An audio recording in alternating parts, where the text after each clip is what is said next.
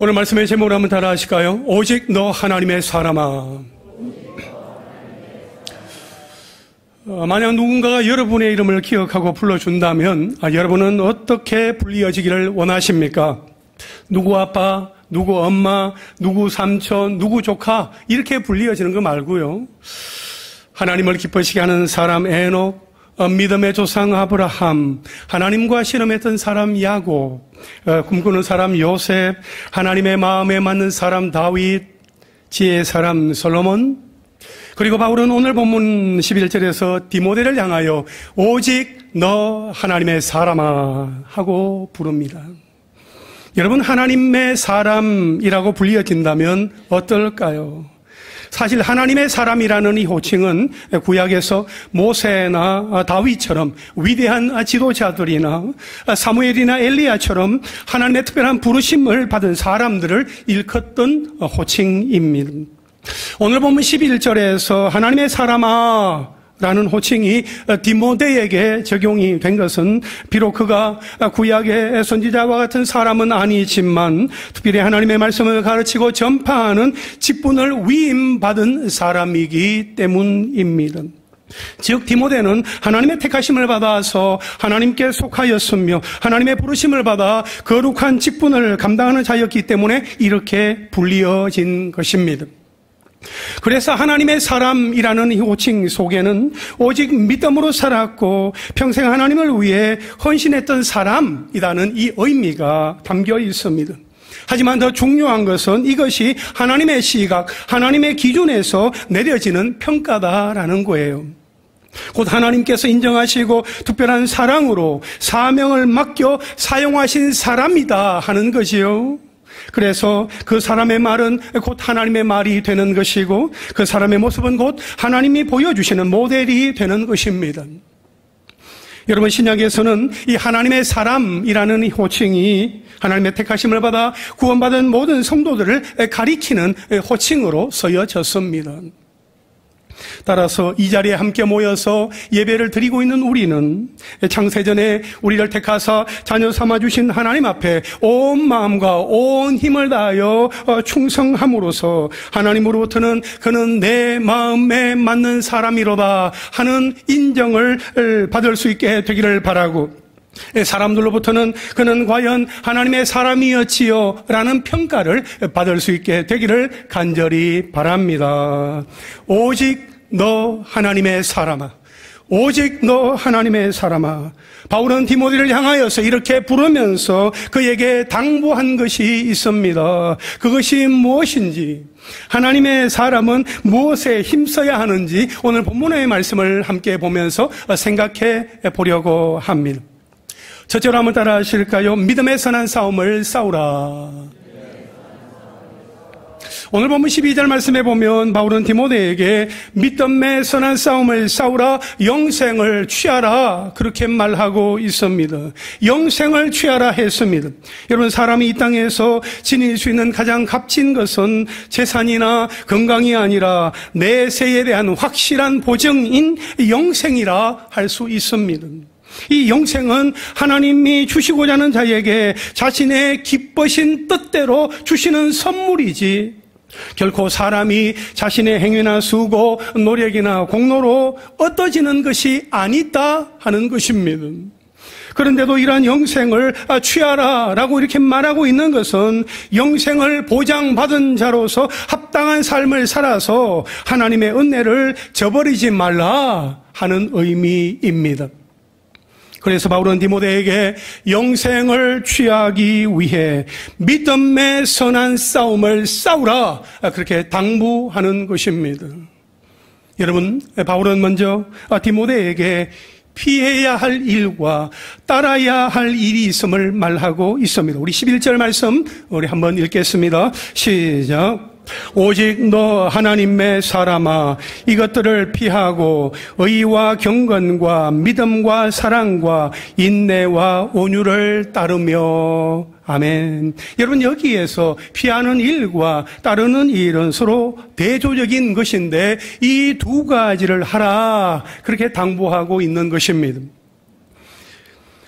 그러면 무엇을 피하고 무엇을 따라야 할까요? 여기에 보니까 이것들을 피하고 라고 말씀을 하고 있어요. 여기에서 말하는 이것들은 바로 앞 구절에 나오고 있는 4절부터 10절까지에 있는 내용을 말하는 모든 멸망의 요인들을 가리키는데, 이것들을 피하라 하는 이 말이 단순히 권고형이 아니라 명령형으로 아주 심히 강조되고 있습니다.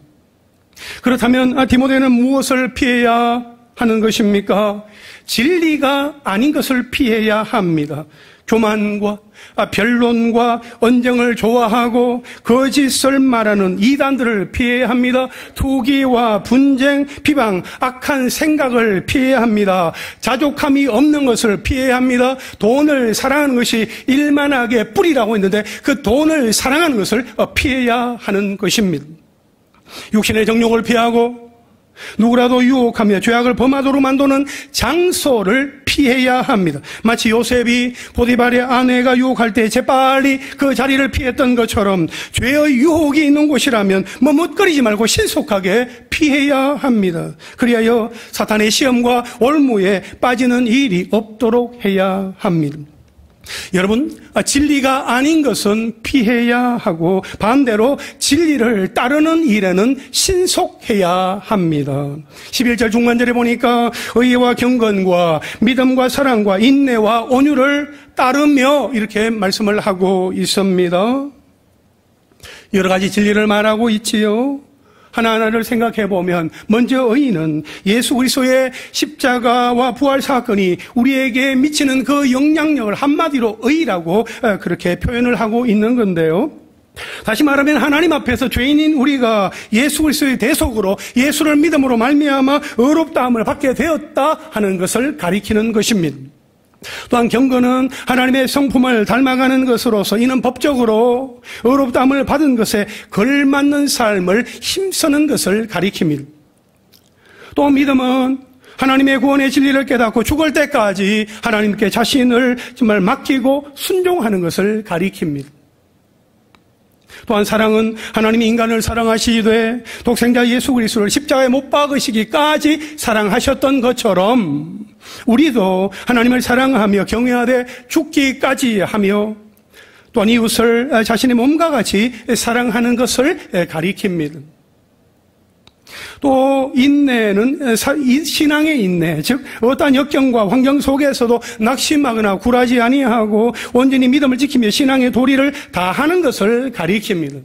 그리고 온유는 그리스도 예수의 성품 가운데 하나로, 여기에서는 성도들이 그리스도의 성품을 본받아 항상 사람들을 대하되 그들을 이해하는 너그러운 마음으로 대하는 것을 가리킵니다.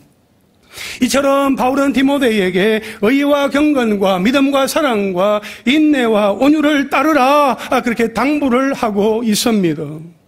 여러분, 하나님의 사람은 하나님의 의로우심과 같이 진리의 말씀대로 살아내고 물질이 아닌 하나님만을 경외하는 경건을 이루며 믿음과 사랑을 따라야 합니다. 또한 인생의 어떤 고난이 다가와도 도망가거나 회피하지 아니하고 인내를 이루며 나를 힘들게 하는 사람을 사랑과 온유로 대하며 관용을 나타내 보여야 합니다. 결국 하나님의 사람은 하나님께서 부르셨기에 하나님께서 끝까지 그의 인생을 책임져 주시고 인도해 주실 것입니다. 할렐루야. 여러분, 우리 모두는 하나님의 사람으로서 영적인 일에 더욱 신중하고 신속해야 합니다. 그래서 악한 것을 피하는 일에 신속해야 하지만 진리를 따르는 일에도 신속해야 합니다. 그리하여 천국 본향으로 향하는 우리의 발걸음이 평생 의의 길에서 벗어나지 않아야 합니다. 그런데 우리의 모습은 어떻습니까? 악한 것을 피하고 진리를 따르는 일에 더딘 것을 보게 됩니다. 피해야 하는 일과 따라야 하는 일을 잘 구별하지 못하는 경우들이 있습니다. 그래서 마귀의 시험이 오는 장소를 신속하게 피하기는커녕 자꾸 미련을 두고 머뭇거립니다. 진리의 말씀을 따르는 일에도 신속하기보다는 게으르고 느리며 원망과 불평을 드러냅니다. 따라서 우리는 다시 한 번 더 우리의 마음을 새롭게 하고 자세와 태도를 가다듬으면서 악한 것은 피하고 진리를 따르는 일에는 더욱 분명히 해야 할 것입니다. 그러기 위해서 우리에게 필요한 것은 믿음의 선한 싸움이다 하는 것입니다. 바울은 디모데에게 믿음의 선한 싸움을 싸우라 말하고 있습니다. 오늘 본문 12절 말씀을 우리 함께 읽겠습니다. 시작. 믿음의 선한 싸움을 싸우라. 영생을 취하라. 이를 위하여 네가 부르심을 받았고 많은 증인 앞에서 선한 증언을 하였도다. 아멘. 여러분, 이것은 예수를 믿은 이후에 우리의 싸움이 어떤 싸움이어야 하는지 잘 보여줍니다. 영생을 취하기 위해서는 믿음의 선한 싸움을 싸워야 한다 하는 것을 우리에게 말해주고 있습니다. 여기에서 싸움, 이 싸우라는 이 말은 원래 상을 얻기 위해서 경쟁하라는 말로서 그리스도인들이 하나님 나라에서의 상급을 받기 위해 이 땅에 사는 동안에 육신의 정욕을 줄이고 모든 불의와 맞서 싸우는 것을 의미합니다. 저 그리스도인들은 자신의 이익을 위해서 혈기를 부리면서 이전투구하는 것이 아니라 성도들에게 구원의 은총 위에 더하여 주시고자 하나님이 마련해 두시고 하나님이 예비해 두신 그 상을 받기 위해서 하나님과 원수되는 마귀로 말미암는 모든 불의한 것들과 싸우며 인내해야 하는 것입니다. 그래서 바울은 그리스도 예수의 좋은 병사로 부름을 받은 디모데를 향해서 네가 받은 사명과 명령을 지켜 진심으로 영적 싸움을 계속하라 그렇게 당부하고 있는 것이요. 물론 바울이 14절에서도 당부합니다만 그리스도와 하나님의 나타나심을 언급하며 그때까지 받은 명령을 지킬 것을 말하고 있습니다. 이것은 성도의 싸움에는 결코 휴전이 없다, 결코 휴전이 없다 하는 것을 알게 합니다. 여러분 한번 생각해 보십시오. 우리는 날마다 영적 전쟁의 한복판에서 치열하게 전투를 치르고 있습니다. 그런데 우리의 대적인 원수 마귀가 우는 사자와 같이 두루 다니면서 삼킬 자를 찾다가 우리가 잠깐 지치고 힘들어하며 믿음이 약해져 있는 그 모습을 보는 순간 마귀가 우리의 형편과 처지를 봐주고 한숨을 돌려 하면서 마귀가 휴식을 취한다? 있을 수 없는 일입니다. 마귀는 쉬지 않습니다. 호시탐탐 하나님과 우리 사이의 빈틈, 성도와 성도들 사이의 그 빈틈을 살피면서 우리의 말과 행동, 비신앙적이고 불순종적인 그런 모습을 노리면서 잠시도 그 사나운 공격의 고삐를 놓치지 않습니다. 그래서 마귀와의 영적인 전쟁에는 휴전이 없습니다. 그것이 바로 우리가 믿음의 선한 싸움을 싸워야 하고 영적 전쟁을 쉴 수 없는 이유입니다. 여러분, 우리는 일상에서 잠시도 방심할 수 없고 영적인 게으름도 허용되지 않습니다. 잠언 6장 10절과 11절 말씀해 보면 좀 더 자자, 좀 더 졸자, 손을 모으고 좀 더 누워있자 하면 내 빈궁이 강도같이 오며 내 곰핍이 군사같이 이르리라 말씀을 하고 있습니다. 사랑하는 성도 여러분, 게으르지 말고 신앙의 성장과 성숙을 위해서 열심을 다하십시오. 주님을 향한 사랑이 동기가 되어서 그 동력을 가지고 주님을 섬기는 일에도 힘을 내십시오. 할렐루야. 우리가 이 땅을 살아가는 동안에는 우리의 영적 전쟁, 우리의 싸움에는 끝이 없습니다. 그러나 우리 싸움 마치는 날에는 의의 면류관이 예비되어 있고 영광과 승리가 보장되어 있습니다. 아멘이십니까? 사도 바울이 그의 인생의 마지막 순간 순교의 시점이 다가왔음을 알게 되었을 때에 그의 믿음의 아들이었던 디모데에게 이렇게 편지를 써서 보내었습니다. 디모데후서 4장 7절과 8절 말씀 우리 함께 읽겠습니다. 시작.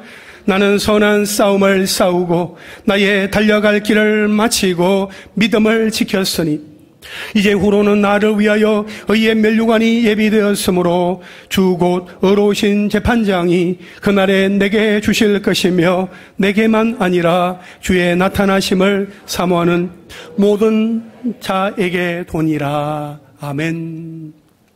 나는 선한 싸움을 다 싸우고 나의 달려갈 길을 다 마치고 믿음을 지켰다라는 이 사도 바울의 고백이 우리 모두의 고백이 될 수 있기를 간절히 소망합니다.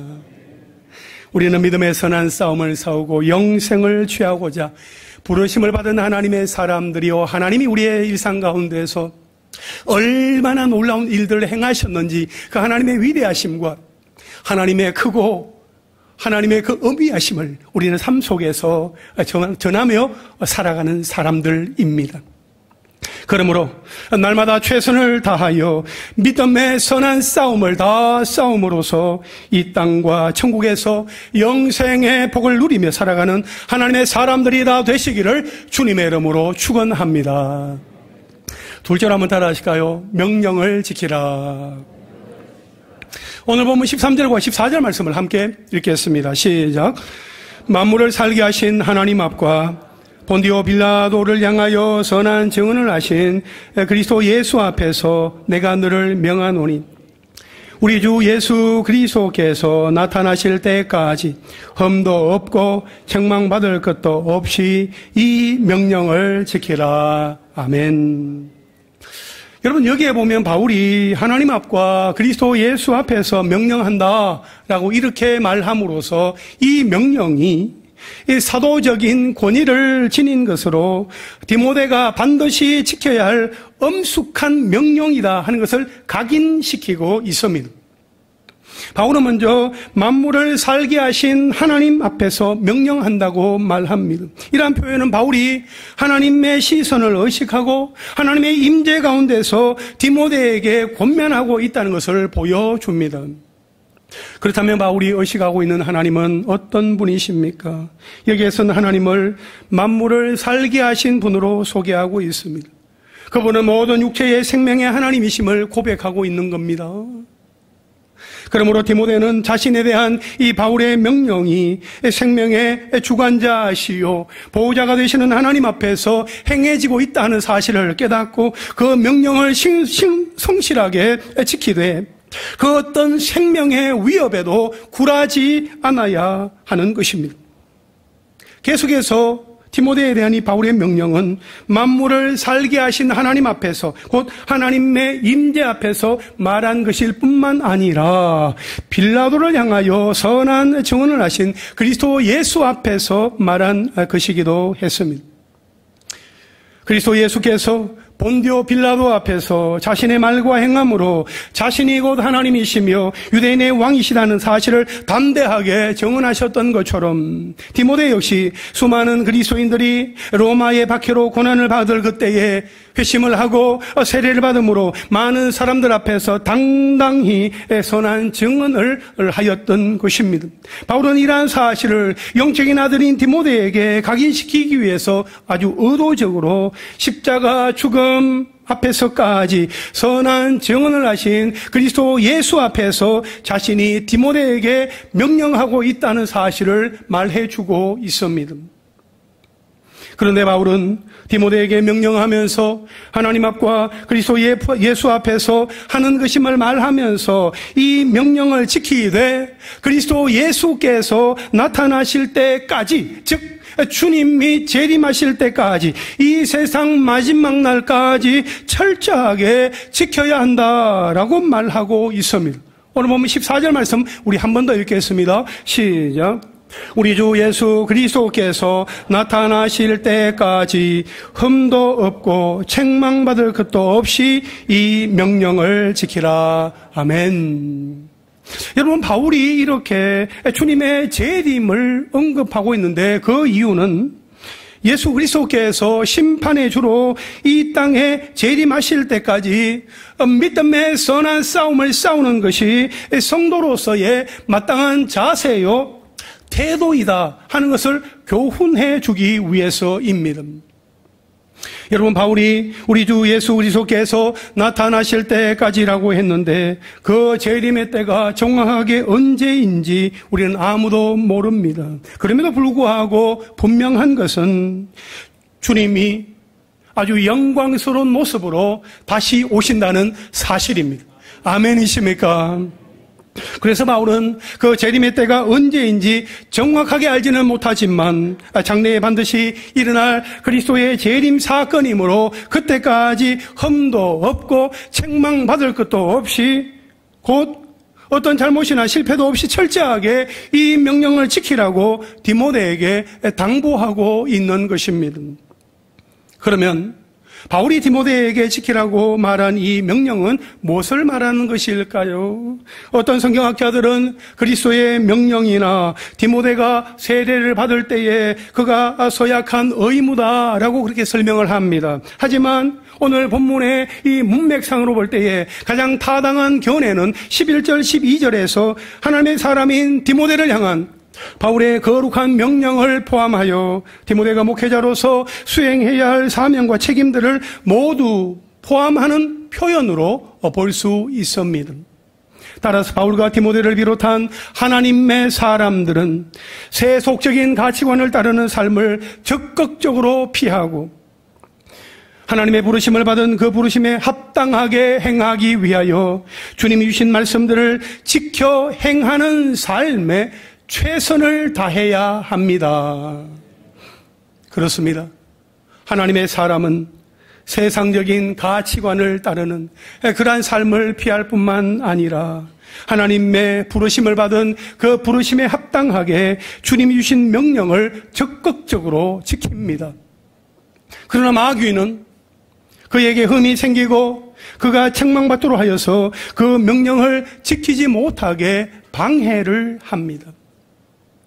따라서 이 모든 어려움의 유일한 해결책은 죽음을 생명으로 바꾸시고 우리를 보호하시는 하나님의 명령을 기억하고 구원자 되시는 예수 그리스도의 나타나심을 고대하며 항상 그분을 신뢰하는 데 있습니다. 하나님을 기억하고 예수 그리스도를 신뢰하는 것이 너무나 중요한 것입니다. 예수님은 본디오 빌라도 앞에서 자신이 곧 하나님이시며 유대인의 왕이시다 하는 그 사실을 담대하게 증언하셨습니다. 그런 의미에서 오늘 이 시대를 살아가는 우리가 하나님의 사람이라면 고난과 아픔 중에 있을지라도 하나님을 기억하고 주님을 신뢰하며 충성하는 가운데 그분을 담대하게 증언하는 사람이어야 합니다. 아멘이십니까? 그래서 우리의 삶 속에서 세속적인 가치관이나 세상 사람들이 추구하는 삶의 방식을 아무 경계 없이 답습하는 것이 아니라 오직 성경 말씀을 기준으로 삼아서 과연 하나님이 원하시고 기뻐하시는 삶인가, 진리에 어긋나거나 위배되지는 않는가 하는 것을 잘 살펴서 우리 주님이 다시 오실 때까지 흠도 없고 책망받을 것도 없이 하나님의 말씀이 우리에게 명령하시는 대로 순종하며 지켜 행하는 우리 모두가 될 수 있기를 주님의 이름으로 축원합니다. 마지막 셋째로 한번 따라 하실까요? 하나님을 찬양하라. 오늘 본문 15절과 16절 말씀을 함께 읽겠습니다. 시작. 기약이 이르면 하나님이 그의 나타나심을 보이시리니 하나님은 복되시고 유일하신 주권자이시며 만왕의 왕이시며 만주의 주시요 오직 그에게만 죽지 아니함이 있고 가까이 가지 못할 빛에 거하시고 어떤 사람도 보지 못하였고 또 볼 수 없는 이시니 그에게 존귀와 영원한 권능을 돌릴지어다. 아멘. 아멘. 여러분 15절에 보니까 기약이 이르면 하나님이 그의 나타나심을 보이시리니 이렇게 말씀을 하고 있습니다. 여기에서 기약은 하나님이 정하신 때를 가리킵니다. 그리고 그의 나타나심은 예수 그리스도의 재림을 가리킵니다. 그러므로 이 말씀은 그리스도의 재림이 언제 이루어진다고요? 하나님이 정하신 때, 하나님이 정하신 그 때에 성취된다 하는 것을 의미하고 있습니다. 여러분, 예수 그리스도의 재림은 사람이 어림짐작하거나 또한 시한부 종말론적인 시각으로 접근할 수 있는 것이 아닙니다. 그리스도의 재림은 하나님의 시간에 곧 하나님이 정하신 정확한 시각에 일어나는 것입니다.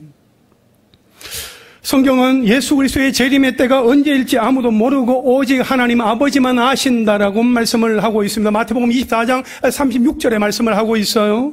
그럼에도 불구하고 초대 교회가 세워진 이래로 지금까지 수많은 거짓 예언자들이 나타나서 예수 그리스도의 재림의 때를 말하면서 사람들을 미혹하고 있습니다. 따라서 우리는 그러한 가르침에 미혹당하기보다는 언제 어느 때에 예수님이 재림하실지라도 기쁘게 맞이할 수 있도록, 기쁘게 주님을 영접할 수 있도록 자신을 지키고 죄악에 물들지 않도록 힘써야 할 것입니다. 아멘이십니까? 계속해서 바울은 그리스도의 재림을 정해놓으신 하나님에 대해서 이렇게 표현을 하는데요. 15절 중반절에 보니까 하나님은 복되시고 유일하신 주권자이시며 라고 이렇게 말하고 있습니다. 바울은 여기에서 하나님의 속성에 대하여서 세 가지로 간략하게 말하고 있지요. 첫째는 복되시다 하는 것입니다. 하나님은 복의 근원으로서 하나님의 통치 아래에 있는 자들에게 복을 주시며 그 복의 실체로서 예수 그리스도를 이 땅에 보내어 주셨습니다. 나로 하여금 구원의 복을 누리게 하시려고 우리가 아직 죄인 되었을 때에, 우리가 아직 연약할 때에, 우리가 하나님과 원수되어 있을 때에 예수 그리스도를 우리를 위하여 보내주셨다 하는 것입니다. 둘째는 유일하시다 하는 것입니다. 홀로 한 분이시다는 거죠. 이것은 하나님만이 유일하신 참 하나님이시다 하는 의미입니다. 그리고 셋째는 주권자이시다 하는 것입니다. 하나님은 능력의 근원으로서 결코 불가능한 일이 없는 전능하신 분이시다 하는 것입니다. 그리고 이어서 나오는 만왕의 왕이시며 만주의 주시요 하는 것은 여호와 하나님을 가리키는 구약적인 표현입니다. 그래서 천지 만물이 마땅히 하나님께 순종해야 한다는 그 사실을 우리에게 나타내 줍니다. 그런데 계시록 17장 14절에 그들이 어린 양과 더불어 싸우려니와 어린 양은 만주의 주시요 만왕의 왕이심으로 말씀하고 있지요. 또 계시록 19장 16절에 보니까 그 옷과 그 다리에 이름을 쓴 것이 있으니 만왕의 왕이요 만주의 주라 하는 이 말씀을 보면 이 만왕의 왕, 만주의 주라는 이 명칭이 하나님뿐만 아니라 예수 그리스도에게도 적용이 된다 하는 것을 우리는 볼 수 있습니다. 그래서 15절 중반절과 16절에서 예수 그리스도의 재림을 가져오실 분이신 그 하나님의 전능하심에 대한 찬양이 이어지는 것은 너무나도 당연하고 자연스러운 일이다 하는 것입니다. 여러분, 이러한 선언은 온갖 이방신을 섬기며 다실론 사상에 젖어있던 헬라 세계의 정면으로 도전하는 것이었고 로마 황제를 신성시했던 당시 로마 사회의 세계관을 정확하게 부정하는 것이었습니다. 그만큼 그 당시에 하나님에 대한 이 선언, 만왕의 왕이시요 만주의 주이시다 하는 이 하나님에 대한 이 선언은 헬라 및 로마 세계에서 충격적인 것이었지만 당시 그리스도인들은 하나님만이, 오직 하나님만이 만왕의 왕이 되시고 만주의 주가 되신다 하는 이 사실을 담대하게 선포했습니다. 물론 이러한 고백과 선포는 로마 제국이 교회를 박해하는 중요한 원인이 되기도 했습니다. 사실 로마 황제는 각 지방의 분봉 왕들 위에 군림하는 왕들의 왕으로서 일명 가이사 주로도 불리어졌습니다. 그래서 누구나 가이사에 대한 충성을 다짐해야 했습니다. 그래야 살 수 있었습니다. 하지만 신실한 그리스도인들, 하나님의 사람들은 로마 황제를 가이사 주로 고백하지 않았고 예수 그리스도를 부인하기보다는 오히려 예수 그리스도가 만왕의 왕이시요 만주의 주가 되십니다 라고 스스럼없이 고백하였던 것입니다. 그리하여 그들은 그들에게로 좁혀오는 엄청난 박해와 환난의 고통 앞에서도 환난은 인내를 연다는 한란은 인내를, 인내는 연단을, 연단은 소망을 이루는 줄 알고 믿음으로 그 모든 상황을 감당함으로써 주님을 신뢰하고 하나님을 찬양하는 삶을 포기하지 않았던 것입니다. 하나님에 대하여 바울은 16절에서 계속해서 말하기를 죽음과 소멸로부터 완전히 초월해 계시는 하나님의 영원성, 시간의 초월성을 언급을 합니다. 16절 상반절에 보니까 오직 그에게만 죽지 아니함이 있고 했습니다. 바울은 만물을 살게 하신 하나님이 세상의 왕들처럼 한때 권력을 행사하다가 끝내 죽어버리는 유한한 존재가 아니라 영원한 삶, 곧 생명 그 자체이신 분이다. 그렇게 말하고 있습니다. 따라서 하나님은 영원토록 살아계셔서 만물에게 생명을 부여하심은 물론이요, 또한 성도들에게 장차 영생을 주시는 분이심을 말하고 있는 것입니다. 또한 16절 상반절에 가까이 가지 못할 빛에 거하시고 했습니다. 성경에서 흔히 하나님을 빛으로 표현하는데 이것은 하나님의 영광과 거룩하심을 강조하는 말입니다. 그런데 이 빛은 죄와 거짓으로 가득한 인간으로서는 도저히 하나님 앞으로 나아갈 수도 접근할 수도 없는 하나님의 초월성을 뜻하기도 합니다. 그리고 16절 중반절에 어떤 사람도 보지 못하였고 또 볼 수 없는 이시니라고 말하고 있습니다. 여기에서 어떤 사람도 보지 못했고 볼 수 없는 분이다 라고 이렇게 표현하는 것은 하나님이 존재하지 않는다라는 뜻이 아니라 시간과 공간적으로 유한한 존재가 무한하시고 영원하신 존재를 이해하거나 목격할 수 없다 하는 뜻입니다. 그렇게 유한한 우리에게, 우리 인간에게 무한하신 하나님이 자신을 나타내셨습니다. 요한복음 1장 18절에 본래 하나님을 본 사람이 없어되 아버지 품속에 있는 독생하신 하나님이 나타내셨느니라 하신 이 말씀처럼 근본 하나님이시나 자기 백성을 구원하기 위하여 성육신하신 예수 그리스도로 인하여 이제 성도들은 누구나 예수 그리스도 안에서 하나님을 알며 하나님을 발견할 수 있습니다. 그것이 우리에게는 은혜인 것입니다. 그 하나님에 대하여 바울은 영광을 돌리며 찬양해야 할 것을 말합니다. 여러분 16절 하반절에 보니까 그에게 존귀와 영원한 권능을 돌릴지어다 아멘 이렇게 기록을 하고 있습니다. 하나님 곧 불멸이시요 흑암의 세력이 결코 가까이 할 수 없고 인간의 이해와 시야에 갇혀 계시지 않는 하나님께 우리는 존귀와 영원한 권능을 돌려드리는 찬양을 해야 하는 것입니다. 동시에 바울은 진실로 그렇습니다, 동의합니다, 그렇게 될 줄로 믿습니다 라는 뜻을 가지고 있는 아멘, 아멘을 덧붙임으로써 하나님께 존귀와 영원한 권능을 돌리는 것은 너무나 당연하다 하는 것을 우리에게 보여주고 있습니다. 사랑하는 성도 여러분, 날마다 하나님 앞에 서 있는 우리가 하나님 앞에서 마땅히 해야 할 것은 창세전에 우리를 택하사 구원하여 주신 하나님의 은혜와 사랑에 대하여 감사와 찬양을 올려드리는 것입니다. 언제든지 여호와를 찬양하라, 하나님을 찬양하라 라는 뜻을 가지고 있는 할렐루야가 선포가 될 때에, 외칠 때에 여러분은 큰 소리로 아멘 하면서 화답하는 은혜가 있으시기를 바랍니다. 여러분, 하나님의 사람은 자신의 삶 속에서 언젠가 다시 오실 주님을 기다리며 이미 받은 명령을 지키고 예수 그리스도의 증인으로서의 사명을 감당하면서 하나님을 찬양하는 삶을 살아야 합니다. 시편 96편 1절에 보니까 새 노래로 여호와께 노래하라, 온 땅이여 여호와께 노래할지어다 했습니다. 또 시편 98편 1절에 보니까 새 노래로 여호와께 찬송하라, 그는 기이한 일을 행하사 그의 오른손과 거룩한 팔로 자기를 위하여 구원을 베푸셨음이로다 말씀을 하고 있습니다. 여러분, 우리가 하나님을 찬양하는 것은 하나님의 명령이요, 우리가 구원받은 하나님의 자녀로서 구원의 기쁨과 감격을 누리고 있는 하나님의 백성으로서 마땅히 해야 할 본분입니다.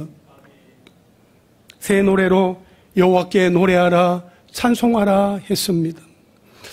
여러분, 요즘 하나님의 임재를 경험하게 하고 또 성령의 기름 부으심이 정말 넘쳐나는 그러한 찬양곡들이 얼마나 많은지 모릅니다. 제가 예전에 주일 예배에 정말 찬양 인도를 할 때에 찬양 선곡을 하는 그 과정에서 부흥 한국의 대표인 고형원 선교사님의 그 찬양곡들을 많이 정해서 택해서 성도들과 함께 찬양을 불렀습니다. 제가 오늘 이 설교를 준비하면서 그때 불렀던 곡들을 한번 이렇게 적어보고 이제 첫 소절도 한번 이렇게 불러봤습니다.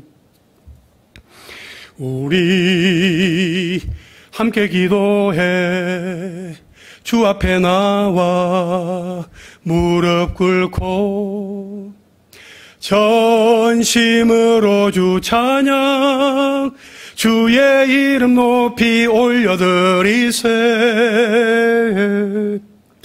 우리 보좌 앞에 모였네. 함께 주를 찬양하며 사망의 그늘에 앉아 죽어가는 나의 백성들, 우리 오늘 눈물로 하늘에 씨앗을 심는다. 이 땅의 황무함을 보소서. 하늘의 하나님 긍휼을 베푸시는 주여. 주님 이곳에 우리와 함께 하시네. 모든 이름 위에 뛰어난 이름 예수는 주. 오소서 진리의 성령님 이 땅 흔들며 임하소서. 오직 주의 사랑에 매여 내 영 기뻐 노래합니다. 세상 모든 민족이 구원을 얻기까지 쉬지 않으시는 하나님, 이 땅의 동과 서남과 북 가득한 죄악 용서하소서. 세상 흔들리고 사람들은 변하여도 나는 주를 섬기리. 여러분, 여기까지 제가 13곡의 첫 소절을 불렀습니다. 이 곡은 다 고영은 선교사님이 지은 곡입니다. 여러분, 제가 가지고 있는 찬양 악보집 중에서 극히 일부를 여러분에게 소개한 것입니다. 여러분, 이런 곡들은 대부분 지금으로부터 20년에서 25년 전에 만들어진 곡들입니다.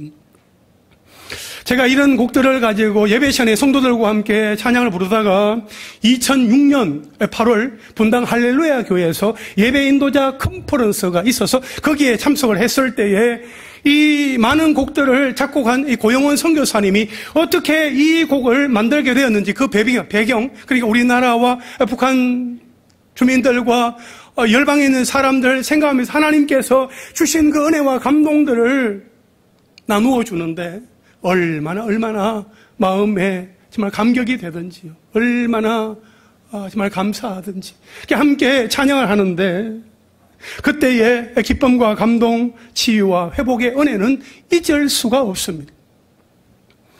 여러분, 2006년 그때로부터 지금까지 17년이라는 시간이 흘렀습니다. 하나님은 그때뿐만 아니라 지금도 신실한 하나님의 사람들을 통하여서 새 노래, 새로운 찬양들을 허락하여 주십니다.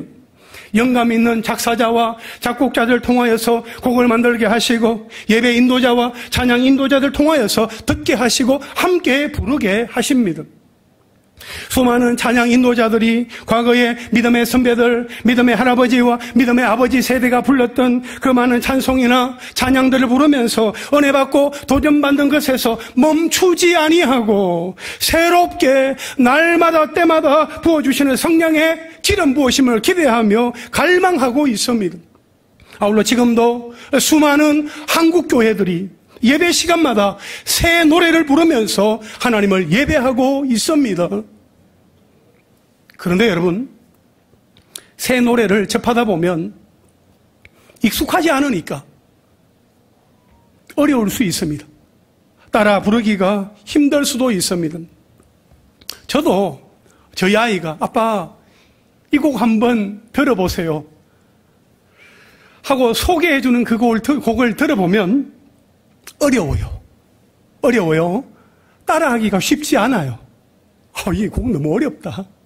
그런데 그 가사를 곱씹고 그 멜로디를 계속해서 2번, 3번 반복해서 듣다 보면 이 찬양곡은 예배 시간에 우리 성도들과 함께 부르면 너무 좋겠다 하는 그러한 곡들이 있어요. 여러분, 저는 우리 교회 성도님들의 음악성을 아주 높이 사고 있습니다. 아무리 새로운 곡이라 할지라도 전면에 악보를 띄워놓으면 이 청음과 시창 능력이 있어서 잘 부른다는 것을 저는 너무 잘 알고 있습니다. 그만큼 찬양에 대한 어떤 사모하는 마음이 있기 때문이겠지요. 여러분, 우리가 이전에 많이 불렀던 노래들을 부르지만 우리가 거기에서 멈추지 아니하고 이전에 없었던 노래, 이전에 불러보지 못했던 노래들을 함께 부르면서 우리를 구원하신 주님의 이름을 목소리 높여 찬양하며 경배할 수 있게 되기를 간절히 바랍니다. 할렐루야. 할렐루야. 여러분, 기억하십시오. 우리 하나님은 과거에 어느 한 시점, 시간과 공간에 갇혀 계시는 분이 아니십니다. 과거와 현재와 미래, 그 모든 시간과 공간을 초월하여 계시는 분이십니다. 그러므로 우리가 모일 때마다 나를 구원하신 하나님의 은혜와 사랑을 기억하고 천지 만물을 지으시고 다스리시는 우리 주님의 높고 위대하심을 목소리 높여 찬양하고 경배하게 되기를 주님의 이름으로 축원합니다. 이제 말씀을 정리하겠습니다. 오직 너 하나님의 사람아, 오직 너 하나님의 사람아. 사도 바울은 믿음의 아들인 디모데를 향하여서 그렇게 불렀습니다. 오늘 이 시대를 살아가고 있는 우리는 하나님의 사람들입니다. 어떻게 살아야 할까요? 비록 우리가 세상 한복판에서 세상의 발을 딛고 살아가고 있지만 우리의 본향은 천국이요, 우리가 하늘에 속한 사람, 하나님의 자녀인 것을 기억하고 날마다 믿음의 선한 싸움을 싸우고 우리에게 주신 명령을 다 지키며 우리를 구원하여 주신 하나님의 은혜와 사랑을 목소리 높여 찬양하는 가운데 당신은 과연 하나님의 사람입니다. 당신은 진실로 하나님의 사람입니다. 그렇게 인정받고 칭찬받게 되기를 주님의 이름으로 축원합니다.